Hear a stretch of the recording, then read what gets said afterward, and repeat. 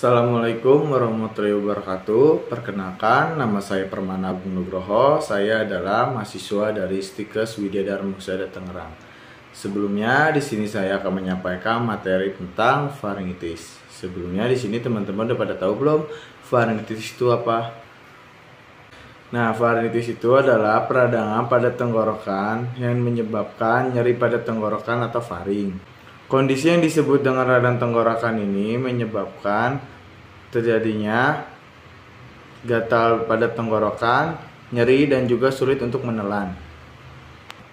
Faringitis disebabkan oleh adanya infeksi virus. Ada beberapa virus yang menyebabkan terjadinya faringitis, yaitu ada 3. Yaitu adalah yang pertama influenza, yang kedua rhinovirus, yang ketiga Epstein-Barr. Virus dan bakteri yang menyebabkan faringitis dapat menyebar dengan mudah, yaitu melalui percikan air liur dan juga penderita batuk yang terhirup.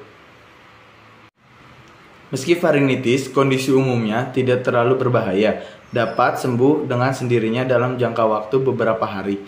Tetapi diperlukan juga pengobatan untuk mencegah timbulnya kondisi tersebut. Faktor yang berisiko terkena paparan faringitis, terdapat beberapa faktor yang dapat meningkatkan risiko mengalami faringitis. Antara lainnya adalah seringnya terpapar asap rokok dan polusi, memiliki riwayat alergi seperti alergi dingin, alergi debu, dan juga alergi bulu binatang.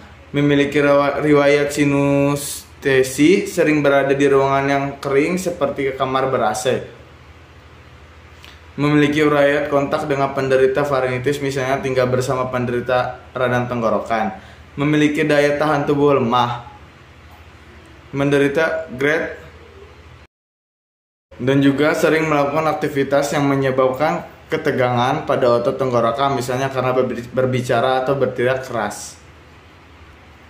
Gejala faringitis biasanya baru menimbulkan gejalanya sekitar 2-5 hari setelah merasakan penderita terkena infeksi. Beberapa gejala bisa timbul pada penderita faringitis antara lain yaitu nyeri atau sakit tenggorokan, gatal di tenggorokan, sulit menelan, demam, sakit kepala, pegal linu, mual, muntah, dan juga perkembangan kelenjar di leher. Selain itu, gejala lain yang bisa timbul adalah suara parau dan batuk. Jika infeksi meluas ke amandel atau tonsil, bisa terjadi pada peradangan dan pembengkakan pada amandel. Cara penanganan mandiri untuk mengobati faringitis yaitu dengan beristirahat yang cukup di kondisi terasa lebih baik. Tidak terlalu banyak berbicara, terutama bila suara itu serak. Meminum air putih dalam jumlah yang cukup agar tidak mengalami dehidrasi. Menggunakan pelembab udara. Mengkonsumsi makanan yang nyaman di tenggorokan seperti sup, kaldu, hangat. Berkumur dengan air garam hangat untuk meredakan nyeri tenggorokan. Menghindari paparan asap rokok dan polusi. Bila penanganan faringitis secara mandiri tidak membuat kondisi kalian membaik dalam jangka maksimal 7 hari, penderita perlu memeriksa ke dokter. Dokter mungkin akan membuatkan resep beberapa jenis obat seperti antibiotik, paracetamol, dan ibuprofen.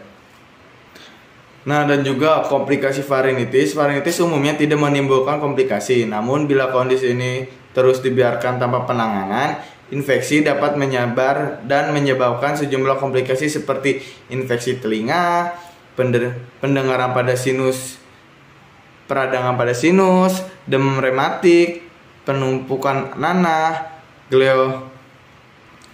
Pencegahan terjadinya faringitis. Pencegahan faringitis dilakukan dengan menghindari penyebab dan pemicu hal tersebut. Dapat diupaya dengan menerapkan pola hidup yang bersih dan sehat seperti rajin mencuci tangan.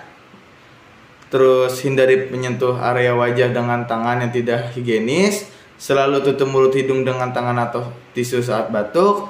Jangan berbagi peralatan makan dan minum atau peralatan mandi dengan penderita faringitis. Hentikan kebiasaan merokok, hindari paparan asap rokok dan polusi, cuci mainan anak yang menderita faringitis, hindari berpergian ke sekolah atau ke kantor selama sakit mencegah terjadinya faringitis.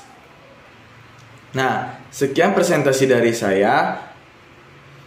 Mohon maaf jika ada kesalahan. Sekian, terima kasih dan assalamualaikum.